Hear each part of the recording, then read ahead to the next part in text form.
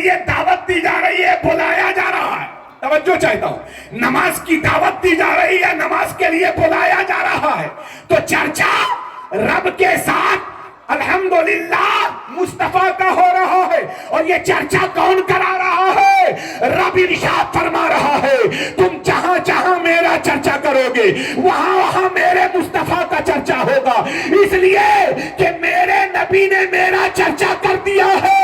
اب میرے نبی کے چرچا میں، میرے نبی کے ذکر میں ہی میرا چرچا ہے. ایک اور بات بتائیں گے، پڑھے لکھے لوگ ہیں، آپ بنگلور کے لوگ ہیں. نبی کا نور سب سے پہلے بنا، اور میں نے ہی کہا ہے، آپ نے سنا ہے، ہر شے بعد میں. جتنی بھی شے ہے، شے کہتے ہیں ممکن کو، جس کا وجود پہلے نہ تھا بعد میں ہوا، اسے کیا بولتے ہیں؟ شے. اس کا دوسرا نام ممکن ہے. ٹھیک ہے، توجہ چاہتا ہوں، آپ کی توجہ چاہتا ہوں. تو ہر شے بعد میں، تو موت کا وجود پہلے تھا یا بعد میں؟ آپ سب سے پوچھ رہا ہوں. اگر کسی کو واقعی کوئی اعتراض ہے تو میرے سامنے کھڑا ہو سکتا ہے، میں چاہتا ہوں کھڑا ہو. موت کا وجود بعد میں ہے، نبی کے نور کے بعد یا نبی کے نور سے پہلے؟ جب آپ نے مان لیا ہے کہ نبی کا نور سب سے پہلے ہے تو موت شے ہے. اگر شے نہیں تو ذبح کیوں کر دی جائے گی؟ ذبح تو ممکن کو کیا جاتا ہے، واجب کو تھوڑے معاذ اللہ ہوتا ہے ذبح.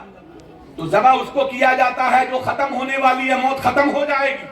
جب جنتی جنت میں چلے جائیں گے، جہنمی جہنم میں چلے جائیں گے، تو کیا موت آئے گی؟ موت ختم، دی اینڈ. تو اب سمجھ میں آیا کہ موت کا وجود بعد میں تاریخ بھی بتا دوں گا. عرش کو خدا نے بنایا، لوح کو بنایا، قلم کو بنایا، بعد میں موت کو بنایا. توجہ چاہتا ہوں. تو موت بعد میں، نبی کا نور پہلے. اور موت نبی کے صدقے بنی. اگر نبی نہ ہوتے تو موت کا وجود، ہاں بڑے غور سے سنیے گا، موت کا وجود. تو جو چیز بعد میں بنی ہے وہ پہلے والے پر کیسے اثر کرے گی؟ سبحان اللہ سبحان اللہ. وہ پہلے والے پر کیسے اثر کرے گی؟ اور صدقہ جو صدقے میں بنا ہے، اس کی یہ مجال ہے کہ جس کی وجہ سے وہ بنی ہو اس پر اثر کر جائے. کبھی آپ نے دیکھا ہے کہ بیٹے کے باپ کے وجود میں بیٹے کا کوئی دخل ہوتا ہے؟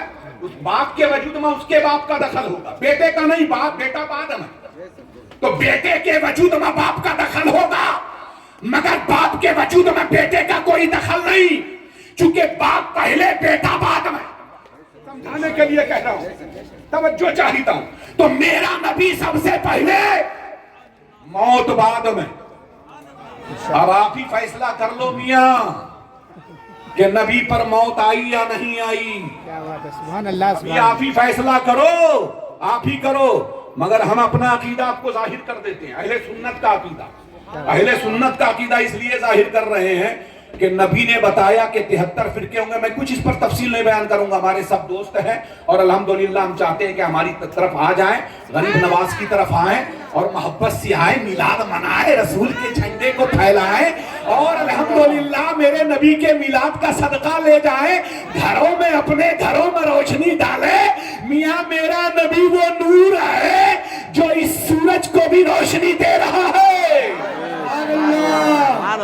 میرا نبی وہ نور ہے جو چاند کو چاندنی دے رہا ہے. ارے حضرت ابو بکر ہے، باہر میں نبی جلوہ افروز ہے، 14ویں کا چاند چمک رہا ہے.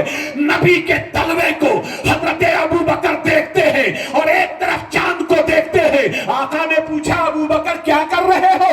کہا یا رسول اللہ ایسا لگ رہا ہے کہ 14ویں کا چاند اپنی تمام تاب و تاب کے ساتھ، اپنی تمام روشنی کے ساتھ آپ کے انگشت مبارک میں سما گیا ہو. نعرہ تکبیر، نعرہ رسالت، نعرہ رسالت. میں کیا بولوں یار.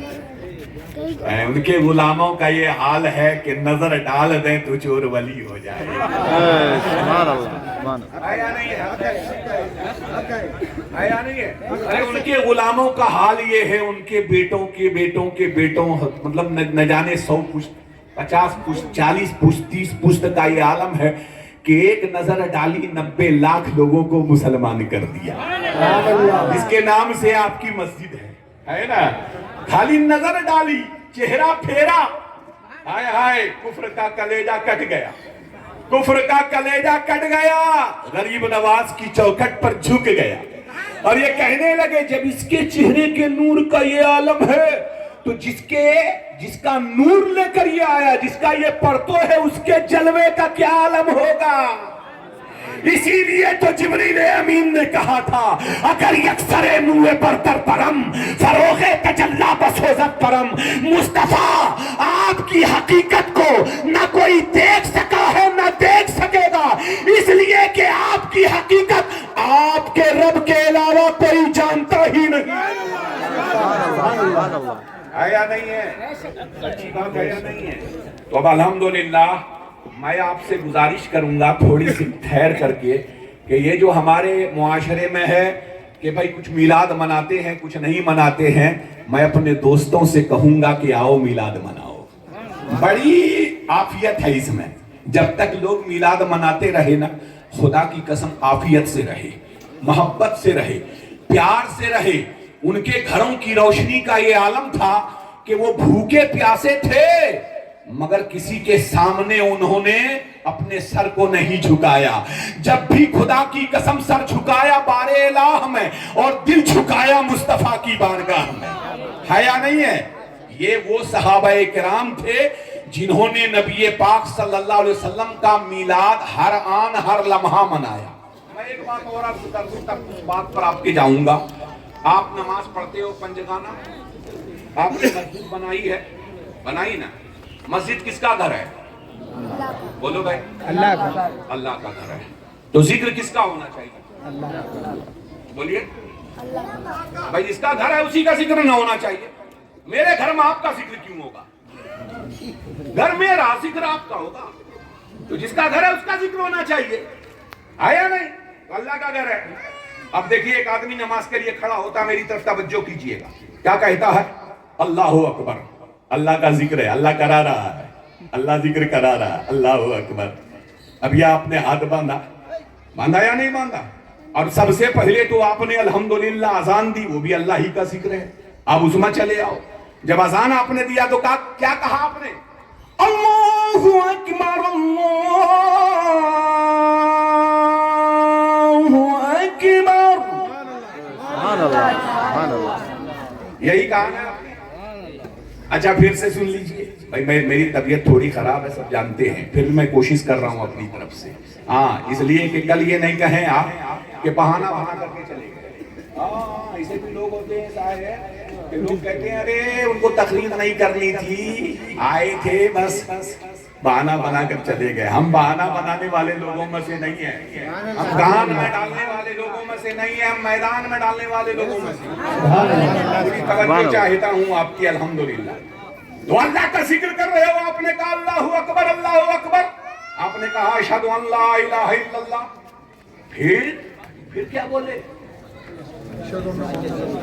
ذکر خدا کا اور چرچا مصطفیٰ کا. ہائے ہائے ہائے.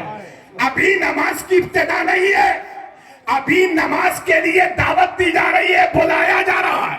توجہ چاہتا ہوں، نماز کی دعوت دی جا رہی ہے، نماز کے لیے بلایا جا رہا ہے. تو چرچا رب کے ساتھ الحمدللہ مصطفیٰ کا ہو رہا ہے. اور یہ چرچا کون کرا رہا ہے؟ رب ارشاد فرما رہا ہے تم جہاں جہاں میرا چرچا کرو گے وہاں وہاں میرے مصطفیٰ کا چرچا ہوگا. اس لیے کہ میرے نبی نے میرا چرچا کر دیا ہے. اب میرے نبی کے چرچا میں، میرے نبی کے ذکر میں ہی میرا چرچا ہے. سبحان اللہ. اب اس کو سن لیجیے آپ.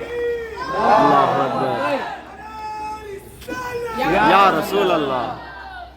اب آپ یہ سن لیجئے، ماشاءاللہ تو موت بعد میں بنی اور نبی پہلے، تو بعد والا اثر ہوگا. اور عقیدہ میرا یہ ہے، اہل سنت کا عقیدہ یہ ہے، چونکہ نبی سے جب پوچھا گیا تھا کہ یا رسول اللہ وہ کون سی جماعت ہے، فرقہ کوئی جنت میں نہیں جائے. یہ آپ کو میں ایک دم پوری دلیل کے ساتھ کہہ رہا ہوں، کوئی فرقہ جنت میں نہیں جائے گا، جماعت جائے. اور جماعت میں میرے نبی نے فرمایا مانا علیہ و اصحابی، مانا علیہ و اصحابی، اس کا ترجمہ اہل سنت والجماعت۔ میرے آقا نے فرمایا جو جماعت جنت میں جائے گی وہ اہل سنت والجماعت، جو مجھے بھی میری سنت کو مانے اور میرے صحابہ کی سنت کو بھی اپنائے تو ملا دیا جائے تو اسی جماعت کا نام اہل سنت والجماعت ہے۔ سبحان اللہ، سبحان اللہ۔ اللہ